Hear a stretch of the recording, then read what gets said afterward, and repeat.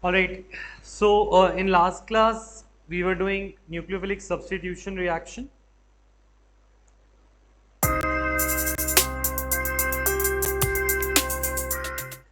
All right. So nucleophilic substitution reactions जो थी हमने बात करी थी न्यूक्लियोफिलिक सब्स्टिट्यूशन रिएक्शन होती है KCN वाली, ठीक है, AgCN वाली, AgNO2 वाली, KNO2 वाली, KOH वाली, NaOH वाली, LiLH4 वाली, NH3 वाली, ये सारी रिएक्शन न्यूक्लियोफिलिक सब्स्टिट्यूशन कहलाती है क्योंकि यहाँ पे एक पॉजिटिव को ढूंढने वाली species that is a nucleophile attacks और सब्स्टिट्यूट्स अनदर न्यूक्लियोफाइल, राइट। तो एक नेगेटिव पार्ट दूसरे नेगेटिव पार्ट को रिप्लेस कर देता है, this is called negative part को रिप्लेस करने वाली रिएक्शन। तो न्यूक्लियोफिलिक सब्स्टिट्यूशन, न्यूक्लियोफिलिक सब्स्टिट्यूशन दो टाइप से हो सकती है, उसके दो मैकेनिज्म्स हैं और ये मैकेनिज्म्स का नाम है substitution nucleophilic bimolecular SN2 and substitution nucleophilic unimolecular SN1, ठीक है। In last class we did a little bit about SN2, इस SN2 को मैं एक बार दोबारा करा देता हूँ, ठीक है, फिर SN1 पे चलेंगे क्योंकि आज हमें टाइम सिर्फ SN2 और SN1 को ही देना है क्योंकि ये बहुत इंपॉर्टेंट टॉपिक है, ये आने ही वाले हैं। तो लेट्स नॉट रश, कोर्स तो ऑलमोस्ट कंप्लीट होने ही वाले हैं, बायोमोलिक्यूल्स और P ब्लॉक ही बचता है, ज़्यादा टॉपिक्स नहीं रहते, ठीक है। तो SN2 और SN1 की बात करते हैं हम, और एक बार SN2 को रिवाइज करा देता हूँ and then will move on to SN1। So अगर suppose what we are saying is SN2 reaction में 2 का मतलब क्या है, SN2 रिएक्शन में 2 का मतलब है that it is a bimolecular reaction, it is what, it is a bimolecular reaction.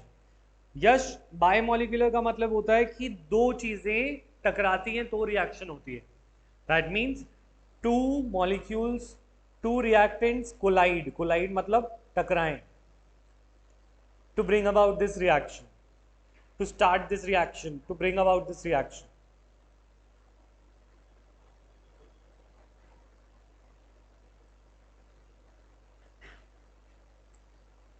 मतलब क्या है, जैसे सपोज हमारे पास एक न्यूक्लियोफिलिक सब्स्टिट्यूशन रिएक्शन में we have this right here, ये एक रिएक्टेंट है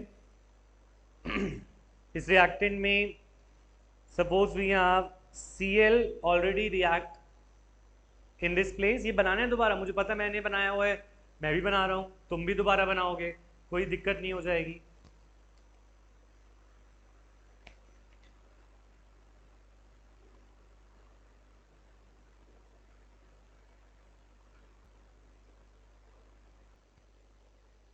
सो इस रिएक्शन में दो रिएक्टेंट कौन से हैं, एक है एल्काइल हैलाइड और एक है न्यूक्लियोफाइल जो आने वाला। ये न्यूक्लियोफाइल इधर से ना अटैक करके पीछे से आगे अटैक करता है क्योंकि ये नेगेटिव ये भी नेगेटिव, तो रिपल्शन ना हो इसीलिए वो ऐसी जगह से अटैक करता है जहां पे आसानी से वो आ सके। हाइड्रोजन बहुत छोटे हैं, बहुत छोटी जगह लेते हैं, तो वो ज्यादा रिपेल नहीं करते, ठीक है। On the other hand alkyl group थोड़े बड़े होते हैं, एल्काइल ग्रुप CH3 बड़ा होता है तो थोड़ी सी जगह लेता है, बट फिर भी यहाँ पे OH अटैक कर पाता है। जब OH यहाँ से अटैक करता है, OH यहाँ पे अटैक करता है, तो यहाँ पे ऐसा होता है एक केस कि Cl का बॉन्ड टूटने लगता है और OH का बॉन्ड बनने लगता है। OH Cl की दोस्ती टूटने लगती है, OH की दोस्ती बनने लगती है, इसको हम बोलते हैं ट्रांजिशन स्टेट। ये अभी ट्रांजिशन में है, ये अपना दोस्त बदलने की काम शुरू हो चुका है, पर अभी पूरा दोस्त, पुराना दोस्त गया नहीं है और नया दोस्त अभी पूरा आया नहीं है। This is a transition state. Transition state is unstable, तभी वो स्क्वायर ब्रैकेट में रखा जाता है। अगर ऑर्गेनिक केमिस्ट्री में किसी को स्क्वायर ब्रैकेट में रखे तो मतलब है कि वो चीज स्टेबल नहीं है। Obviously carbon can not have 5 bonds, 1 2 3 4 5, carbon के 5 बॉन्ड तो नहीं हो सकते, दिस इज नॉट स्टेबल। अब जैसे ये बनता है वैसे ही ये टूट जाता है, ठीक है, और टूट कर हमने बोला OH दूसरी साइड से आया तो OH आ गया दूसरी साइड से, अरे Cl तो चला गया है, एक H था ये, एक H था ये, एक H यहीं पे, एक H और एक H और, ये दोनों H यहाँ पे, और Cl माइनस हमारा जाने वाला दोस्त लीविंग ग्रुप कहलाता है। क्या कहलाता है? Leaving group. जो अपनी जगह छोड़ के जा रहा है उसको क्या बोलोगे? Leaving group. और OH कौन सा था? OH था अटैकिंग न्यूक्लियोफाइल। तो मुझे बताओ हृदय, यहां पे कौन सी दो चीजों में टक्कर हो रही है, जो कोलिजन हो रही है? एक न्यूक्लियोफाइल, अटैकिंग न्यूक्लियोफाइल, और दूसरा एल्काइल हैलाइड। दूसरा क्या है? ये तो एल्काइल हैलाइड है ना, CH3 CH2 yes sir. Cl। तो दो चीजों में टक्कर हो रही है, तो मैं बोल सकता हूं ये रिएक्शन बायोमोलिक्यूलर है। यस और नो? Yes sir. ठीक है। और टेल मी एवरीवन, ये मैकेनिज्म का स्टेप्स क्लियर है? लक्ष्यता, इज दिस क्लियर? सर अगर एक साइड से मैकेनिज्म हो सर न्यूक्लियोफाइल कर रहा हो तो क्या कहेंगे फिर? नहीं, ये होता ही ऐसे है। दूसरा मैकेनिज्म कैसे होता है वो देखोगे। हम ये पढ़ रहे हैं कि कैसे रिएक्शन होती है, ठीक है? अब इसमें चेंजेस नहीं होते, ऐसा हमारी मर्जी से नहीं होता। ये ऐसा होता है तो हम पढ़ रहे हैं कि ऐसा कैसे होता है, बस ये देख रहे हैं हम। समझ में है? Okay sir. Okay sir. All right, Jaspreet, is this clear? All right, so biomolecular reaction का मतलब आया समझ में। दूसरी कहानी, दूसरी बात का। सर। हाँ बोलो। सर एक बार रिपीट कर दोगे, मैंने अभी भी ज्वाइन करा है। देखो बस ये वही है जो लास्ट क्लास करी थी तुमने Madhav. Yes sir. Last class में हमने ये किया था, बायोमोलिकुलर रिएक्शन, दो रिएक्टेंट्स कोलाइड करते हैं, ये और ये, तो रिएक्शन होती है। वही चीज मैंने बताया। I am just repeating last class kit parts. Clear है? ओ, ओके सर। अब दूसरी बात, ये सेकेंड ऑर्डर रिएक्शन है। कैसी ऑर्डर रिएक्शन है? Second order reaction. Second order reaction का मतलब होता है कि इस रिएक्शन का जो रेट है, जो स्पीड है, रेट और स्पीड, रेट को तुम अपने वर्ड्स में समझ सकते हो like speed of this reaction depends upon both the reacting species. दोनों पे डिपेंड करते हैं, depends on both the reacting species. दोनों रिएक्टिंग स्पीशीज पे डिपेंड करता है। मतलब अगर ये कम पड़ गया एल्काइल हैलाइड, तो भी रिएक्शन स्पीड कम हो जाएगी, और अगर ये कम हो गया तो भी कम हो जाएगी। मतलब क्या है? दोनों पे डिपेंड करता है। ऐसा हो सकता है कि ये रिएक्शन एक ही पे डिपेंड करे, इस पे डिपेंड करे? नहीं। क्यों? क्योंकि इसके बिना तो रिएक्शन है नहीं ना, इसके बिना रिएक्शन स्टार्ट हो रही है। तो रेट दोनों पे डिपेंड करता है। इसको बताने के लिए हम बोलते हैं ये दो पे डिपेंड करता है। तो this is a second order reaction. दोनों रिएक्टेंट पे इस रिएक्शन की स्पीड डिपेंड करती है। ये वाली बात क्लियर है? निम्रत, यश, तनीषा? Yes sir. ठीक है, लिख लिया होगा। थर्ड पॉइंट पे आते हैं। इस रिएक्शन में कोई इंटरमीडिएट नहीं बनता। कोई भी ऐसी चीज नहीं है जो बीच में स्टेबल थी। इसके और इसके बीच में कोई ऐसी चीज है जो स्टेबल थी, जो रह सकती है बीच में इंटरमीडिएट की तरह? कोई ऐसा था? नहीं। ये था पर ये स्टेबल नहीं था। तो it is a there is no intermediate is formed in this reaction. ठीक है? ऑल्सो तुम इसे एक स्टेप की रिएक्शन बोलोगे या दो स्टेप की? देखने में लगता है दो स्टेप है, एक दो, पर जब ये स्टेबल ही नहीं है तो यहां पे तो रुक ही नहीं सकता। तुम इसको एक स्टेप थोड़ी मानोगे। ये तो हमने दिखाया है कि ये इस तरीके से टूटता और बनता है। तो this is a single step reaction. It is a single step reaction. ठीक है? ये बात समझ में आई? यस और नो? ठीक है? ये जो एल्काइल हैलाइड हमने बनाया है, ये प्राइमरी एल्काइल हैलाइड है। कैसा है? प्राइमरी। ठीक है? और अगर मैं बात करूं ईज ऑफ रिएक्शन,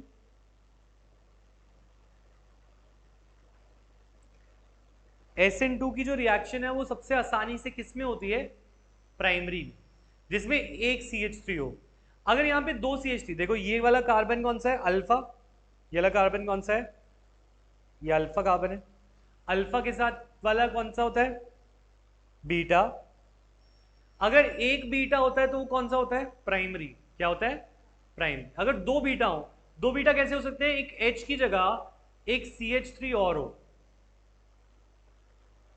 एक H की जगह एक CH3 हो यहां पे, और एक और, तो ये हो जाएगा सेकेंडरी। कैसा हो जाएगा? सेकेंडरी।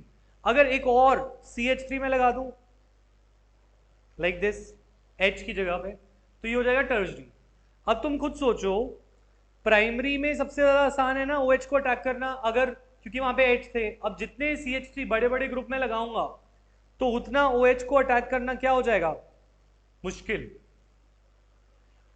H है, H बहुत छोटा सा, हार्मलेस सा, प्यारा सा ग्रुप है, ये कुछ भी डिस्टर्ब नहीं करता किसी को आने जाने में, तो OH आसानी से आ सकता है प्राइमरी में। सेकेंडरी में यहाँ पे एल्काइल ग्रुप होगा, वो रास्ते पे खड़ा हो जाता है दरवाजे पे और बोलता है कि तू आ ही नहीं सकता, इस कार्बन से मिल नहीं सकता, हमें क्लोरीन की दोस्ती कार्बन से बनाए रखनी है। तो अगर कोई चीज तुम्हारा रास्ता रोके तो वो तुम्हारे स्पेस को हिंडर कर रहा है। क्या कर रहा है? स्पेस तुम्हारे रास्ते को हिंडर कर रहा है, तो इसको बोलते हैं स्टेरिक हिंड्रेंस। क्या बोलते हैं? Steric hindrance. तो सबसे ज्यादा आसान रिएक्शन किस में होती है? प्राइमरी में। उससे बुरी थोड़ी सी होती है सेकेंडरी में, और सबसे बुरी होती है टर्शरी में। जितने एल्काइल ग्रुप लगते जाते हैं उसकी वजह से रिएक्टिविटी कम हो जाती है, because of steric hindrance. Steric hindrance मतलब रास्ते पे खड़े हो जाना by alkyl groups. Alkyl groups रास्ता रोकते हैं, इसीलिए प्राइमरी टर्शरी में रिएक्शन सबसे स्लो होती है, प्राइमरी में सबसे फास्ट होती है। ये टोटल 4 पॉइंट समझ आए? पॉइंट नंबर 1 2 3 4, यस और नो? नंदनी, अमृत, स्तुति, सिद्धार्थ। यस। ठीक है। अब एक और पॉइंट जो हमने लास्ट क्लास में नहीं किया था। अच्छा, तुम्हें वो क्लास याद है हमने करा था डेक्स्ट्रो और लीवो ऑप्टिकल आइसोमेरिज्म वाला, कि कुछ कंपाउंड्स होते हैं जो लाइट को रोटेट करते हैं टू द राइट, और कुछ कंपाउंड्स होते हैं that rotate the light to the left. ये किया था ना ऑप्टिकल आइसोमेरिज्म, ये यूट्यूब की क्लास में किया था संडे को। ठीक है, और तुम सबने किया होना चाहिए। अगर तुमने नहीं किया है तो ऑप्टिकल एक्टिविटी वाली क्लास जरूर देखनी जरूरी है। इंपॉर्टेंट टॉपिक था कायरलिटी का, सिमेट्री का, और जिसमें हमने देखा था मिरर इमेजेस बनाते हैं और वो सब चीजें। तो अब अगर ये कंपाउंड तुम बीकर में लो, और अगर सपोज ये डेक्स्ट्रो रोटेटरी है, क्योंकि इसका न्यूक्लियोफाइल यहाँ पे है राइट साइड, तो इसका जो, अगर ये होता डेक्स्ट्रो रोटेटरी होता, सपोज यहाँ पे लगे हुए चारों ग्रुप डिफरेंट होते, ABCD, अभी तो दो सेम है। अगर चारों डिफरेंट होते हैं तो वो कंपाउंड कायरल होता है और वो ऑप्टिकल एक्टिविटी दिखाता है। तो जो दूसरा कंपाउंड इसका बनता है वो, उसमें न्यूक्लियोफाइल कहाँ पे है? लेफ्ट में। इसका न्यूक्लियोफाइल कहाँ है? राइट में। इसका न्यूक्लियोफाइल कहाँ है? लेफ्ट में। तो इस केस में जो, अगर ये कंपाउंड डेक्स्ट्रो होता, वैसे तो ये डेक्स्ट्रो है नहीं, क्यों? क्योंकि इसके अंदर दो ग्रुप सेम हो गए। डेक्स्ट्रो या लीवो होने के लिए चारों ग्रुप क्या होने चाहिए? डिफरेंट। अगर मानो कि ये ऑप्टिकली एक्टिव होता और ये रिएक्शन में पार्ट लेता, तो इसका जो प्रोडक्ट बनता, अगर ये डेक्स्ट्रो होता तो इसका प्रोडक्ट लीवो बनता, अगर ये लीवो होता तो इसका प्रोडक्ट डेक्स्ट्रो होता। क्यों? क्योंकि इसके अंदर ओरिएंटेशन डिफर कर रही है। Cl पहले, न्यूक्लियोफाइल पहले राइट पे था और बाद में कहां पे? लेफ्ट पे। तो पोजीशन क्या हो रही है? शिफ्ट। और पोजीशन शिफ्ट होने से अगर कोई डेक्स्ट्रो कंपाउंड है तो उसका लीवो बन जाता है, लीवो है तो वो डेक्स्ट्रो बन जाता है। इसे हम बोलते हैं, this reaction shows inversion of conversion configuration. हाँ बोलो।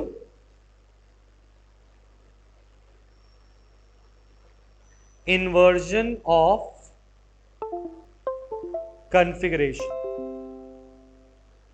सर ये समझ नहीं आया। अच्छा, ये वाला समझने के लिए you have to see class of optical activity. अगर तुमने नहीं करी है तो प्लीज़ ये देख के आओ। I will show you the link. कौन सी क्लास है?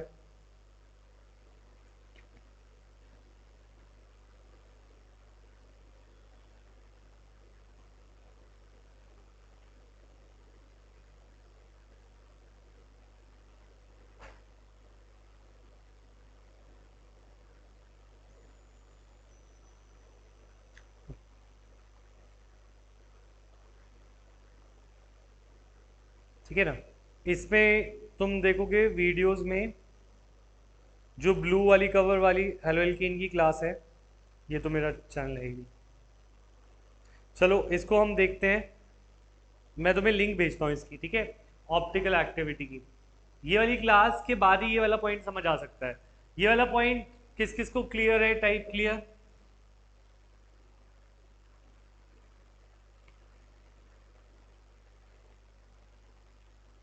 ठीक है, ये वाला पॉइंट जिसने क्लास नहीं देखी वो देख लेना, फिर इस पॉइंट को समझना। ठीक है, बाकी पॉइंट्स तो क्लियर है निम्रत?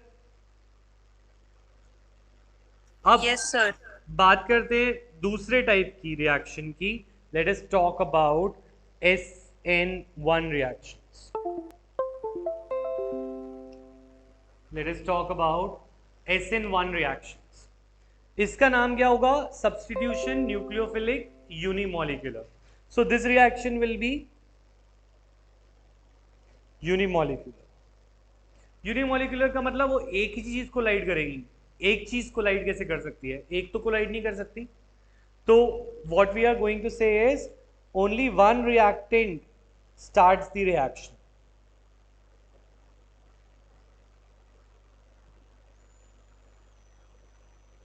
रिएक्शन को स्टार्ट करने के लिए एक रिएक्टेंट से ही रिएक्शन स्टार्ट हो जाती है, SN1। Let us see how. पहले मैं बना के दिखाता हूं।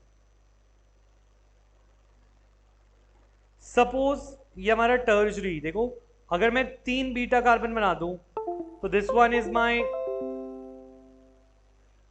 टर्जरी हेलाइड। ये टर्जरी हेलाइड है, यस और नो? क्यों? क्योंकि इसमें ये अल्फा और बीटा कितने हैं? 3 बीटा होने की वजह से टर्जरी है।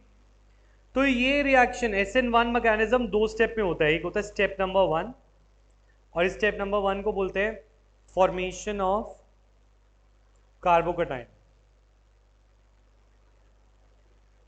इस रिएक्शन में पहले स्टेप में ये H+ यानी कि पोलर चीजें जो प्रोटॉन देते हैं, जैसे एसिडिक सॉल्यूशंस में ये रिएक्शन देखने को मिलती है। ये रिएक्शन में पहला स्टेप रिवर्सिबल होता है and it is also slow step, बहुत धीरे स्टेप। और ये स्लो स्टेप में होता क्या है? ये ब्रोमीन, देखो पिछले रिएक्शन में देखो, जब ये OH आ रहा था तो Cl की दोस्ती टूटती थी, यस और नो? पहले कार्बन और क्लोरीन की दोस्त थे, OH आया तो कार्बन और क्लोरीन की दोस्ती टूटने लगी। यहां पे इसने काम किया था, OH ने काम किया था इसके कान भर के C दोस्ती तोड़ने का। ये वाली बात समझ में आई, यस और नो? अब कुछ ऐसे लोग होते हैं जैसे अब इस कार्बन और ब्रोमीन की दोस्ती खुद ही टूट जाती है। मतलब क्या है? ये ब्रोमीन इस कार्बन से पहले ही तोड़कर निकल लेता है, इससे पहले कि कोई और आए ये पहले ही निकल लेता है। तो होता क्या है? कार्बन के पास एक दोस्त कम हो जाता है तो कार्बन के ऊपर चार्ज कैसा आ जाएगा? पॉजिटिव। क्योंकि ब्रोमीन उसके पैसे लेके गया है, ब्रोमीन उसका बॉन्ड के इलेक्ट्रॉन को लेके गया। तो ब्रोमीन ने क्या किया? ब्रोमीन ने कार्बन से दोस्ती तोड़नी थी। उसे पता था कि उसका जो रिश्तेदार है उसको तो निकाल दिया गया था SN2 में, क्लोरीन को अभी पीछे हमने निकाल दिया था। तो ब्रोमीन को पता था कि दोस्ती टूटने वाली है, तो वो 2 इलेक्ट्रॉन लेकर यहां से निकल लिया। इस बॉन्ड में 2 इलेक्ट्रॉन थे कि नहीं? इस बॉन्ड में 2 इलेक्ट्रॉन थे कि नहीं थे? ये दोनों किसने ले लिए? ब्रोमीन ने। तो ब्रोमीन हो गया नेगेटिव क्योंकि उसने एक ज्यादा ले लिया। एक इसका था, एक इसने ज्यादा ले लिया, तो ब्रोमीन क्या हो गया? नेगेटिव। और कार्बन का एक फालतू में चला गया, इसमें एक कार्बन का भी था, वो कार्बन का इलेक्ट्रॉन चला गया, तो कार्बन क्या हो गया, पॉजिटिव। ये फर्स्ट स्टेप समझ आया फॉर्मेशन ऑफ कार्बोकेटाइन, यस और no? Please type in chat. Rani, Priya, Yashika, sir clear? हाँ, सर ये Br वैसे अपने आप कैसे निकला? ये निकला ऐसे due to electromeric effect. Electromeric effect class 11 में था, उसमें था on attacking, on demand of an attacking reagent. कोई एक रिएजेंट आता है, उसके डिमांड पर सिग्मा बॉन्ड कभी कभी शिफ्ट हो सकता है पूरा का पूरा। तो यहाँ पर वही हो रहा है, एक कोई बाहर का एक एक्सटर्नल एजेंसी आई, H+ आया, H+ कहता है चलो मुझे Br के साथ बॉन्ड बनाना है, HBr बनाना है, तो Br ने अपने इलेक्ट्रॉन लेकर निकल गया क्योंकि वो ज्यादा स्टेबल था उसके लिए। समझ आया हृदय? Yes sir. ठीक है, अब बात आती है स्टेप नंबर 2 पे।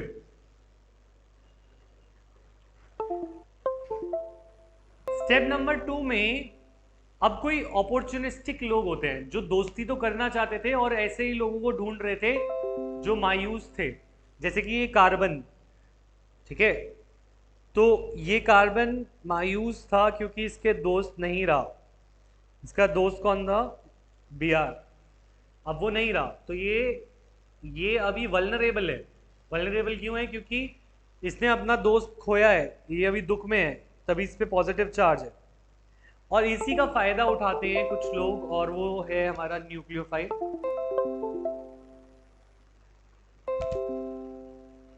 हमारा न्यूक्लियोफाइल OH ने अभी भी आना है। ये रिएक्शन वही है, जैसे Cl की जगह OH ने ली थी ना, हम Br की जगह OH ले रहे हैं, Cl भी हो सकता था, तो यहाँ पे भी OH आएगा, पर OH तब आया जब आधा काम हो चुका था।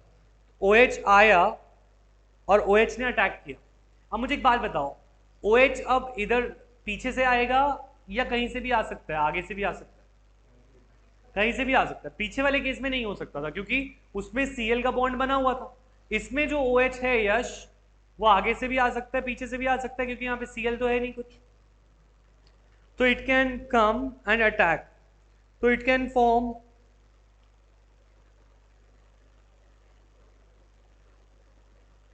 ऐसा हो सकता है वो पीछे से आए और ये कंपाउंड बनाए CH3 CH3 CH3। ठीक है, और ऐसा हो सकता है कि वो आगे से आए, तो it can form like this CH3 CH3 CH3। मतलब वो कहीं से भी आ सकता है, इधर से भी आ सकता है, इधर से भी आ सकता है, अटैक तो कहीं से भी कर सकता है। This one is a fast reaction. ये रिएक्शन कैसी है? फास्ट। दोस्ती टूटती मुश्किल से है, बनती आसानी से। स्टेप 1 मुश्किल से होता है, स्टेप 2 आसानी से होता है। तो स्टेप 2 का नाम क्या है? दिस इज कॉल्ड, माधव क्या बोलते हैं इसे? Attack of nucleophile.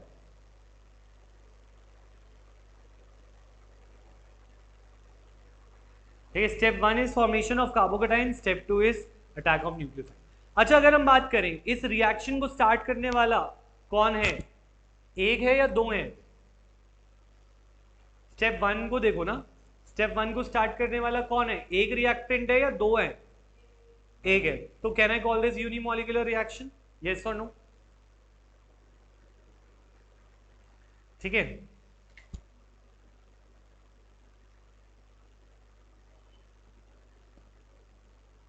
अच्छा, if I talk about second point, second order point is first order reaction.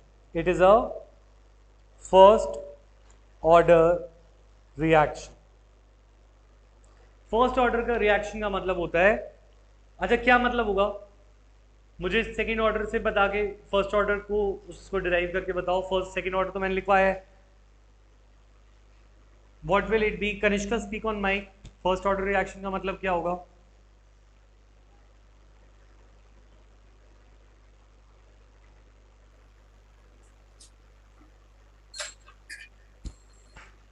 The speed of the reaction will not depend on the series. अच्छा, स्पीड ऑफ रिएक्शन, देख bimolecular में speed of reaction depends second order में it is speed of reaction depends upon both यानी two, इसीलिए था second order, ठीक है। और फर्स्ट ऑर्डर रिएक्शन में फर्स्ट है, फर्स्ट यानी वन, तो यानी कि रेट और speed of reaction depends upon one of the reactant, not both. Rate of reaction depends on only one of the reactant. अब बात आती है ऐसा कैसे बोल दिया, एक रिएक्टेंट पे क्यों? रिएक्टेंट तो दो हैं, एक रिएक्टेंट ये है और एक रिएक्टेंट OH है। रिएक्शन में दो रिएक्टेंट है ना, क्योंकि तुम ओवरऑल रिएक्शन देखो, ओवरऑल रिएक्शन तो ये है ना CH3 होल थ्राइस CBr, उस पर OH माइनस आया और बना गया CH3 होल थ्राइस COH और HBr बाहर हो गया। अगर इन दोनों स्टेप का ओवरऑल रिएक्शन देखो तो ये है कि Br आया, Br की जगह OH ने ली और OH आ गया। तो रिएक्टेंट तो दो हैं, एक तो ये रिएक्टेंट है और दूसरा रिएक्टेंट है ये, पर हम कह रहे हैं रेट ऑफ रिएक्शन या स्पीड ऑफ रिएक्शन एक ही पे डिपेंड कर रहा है, एक ही पे क्यों डिपेंड कर रहा है। इसका एग्जाम्पल बताता हूँ। सपोज तुम्हारे स्कूल में एक रिले रेस है। कैसी रेस है? रिले रेस होती थी, कभी देखी थी? Yes, Olympic sir. में भी होती है ना? Yes, sir.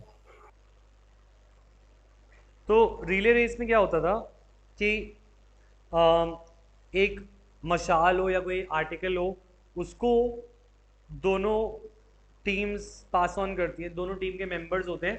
तो एक ये ब्लू टीम और ये रेड टीम और ये ग्रीन टीम, ठीक है ना। तो दोनों के पास एक आर्टिकल होता है जिसको वो लेकर भागते हैं, ठीक है। पहले ये अपना रास्ता भागते हुए आएगा, ठीक है, ये भागते हुए आएगा, फिर ये इसको देगा, फिर ये भागेगा, फिर ये इसको देगा, फिर ये भागेगा, इसको देगा, एंड सो ऑन। ऐसा होता है ना रिले रेस में। तो अगर सपोज एक रेस का दिन है और ऑन अ रेस डे, ठीक है, दो टीम्स है हमारे पास, एक ये रेड टीम और एक ग्रीन टीम, ठीक है।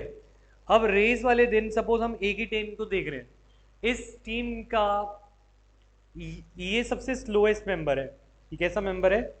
स्लोएस्ट। तो रेस वाले दिन ए वाली टीम जीतेगी या नहीं जीतेगी, तो वो उसके फास्ट वाले मेंबर्स पे डिपेंड करेगा या स्लो वाले मेंबर पे डिपेंड करेगा।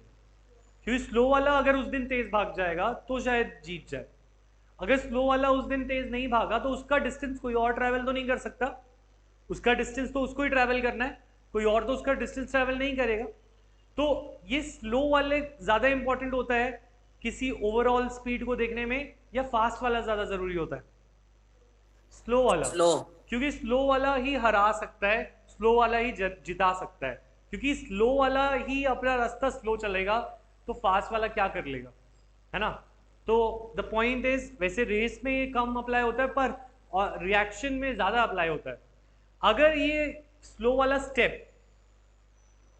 स्टेप अपनी स्पीड बढ़ाएगा तो ओवरऑल स्पीड बढ़ेगी, अगर स्लो वाले की स्पीड नहीं बढ़ेगी तो फास्ट वाला कुछ कर ही नहीं सकता, क्योंकि जब तक ये बन के नहीं आएगा तो वो आगे कैसे प्रोडक्ट बनाएगा, जब तक ये बनेगा नहीं तब तक वो आगे नहीं जा सकता, और ये स्लोली बन रहा है। तो slow step is always rate determining step. ये हम काइनेटिक्स में भी पढ़ेंगे जो कि टर्म 2 में है। That is slow step is rate determining. कैसा होता है? स्पीड को बताने वाला। Slow step is rate determining. ये वाली बात समझ में आई? यस और नो एवरीवन? लिखा है तुमने?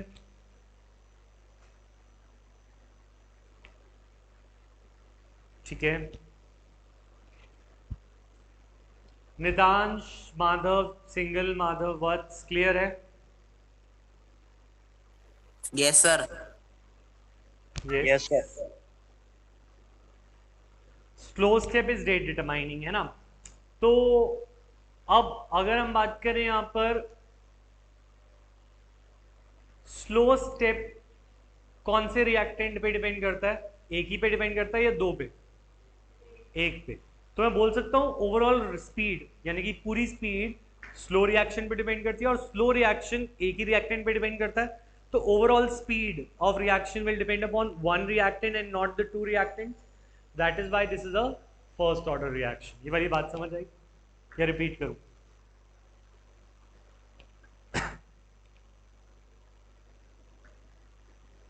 ठीक है, आगे बढ़े फिर. थर्ड पॉइंट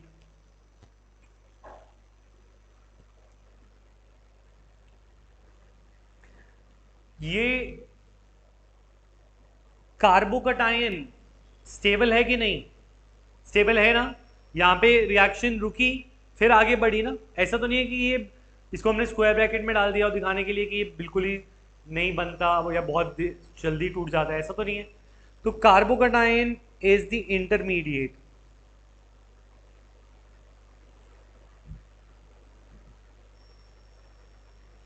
इस रिएक्शन में कार्बोकटायन इंटरमीडिएट होता है. कार्बोकटायन इंटरमीडिएट होता है तो ये दो स्टेप की रिएक्शन है, 1 and 2. तो this is a 2 step reaction. This is a 2 step reaction.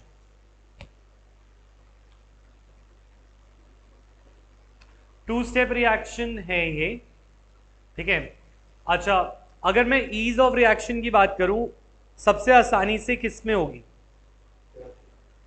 हाँ, टर्शरी में ही सबसे आसानी से होगी और प्राइमरी में सबसे मुश्किल से. क्यों? क्योंकि टर्शरी कार्बोकटायन सबसे ज्यादा स्टेबल होता है. 11th में पढ़ा था that tertiary carbocation is most stable. तो कार्बोकटायन जिसका स्टेबल होगा उसके अंदर ये वाला रिएक्शन फास्ट हो जाएगा, क्योंकि ये वाली साइड स्टेबल है तो ये फास्ट हो जाएगा. तो it is due to stability of carbocation. Steric hindrance की बात नहीं आती यहाँ पे बात आती है कार्बोकटायन की.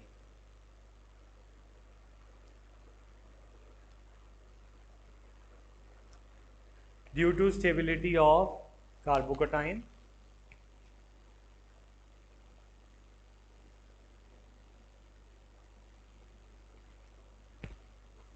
Please wait.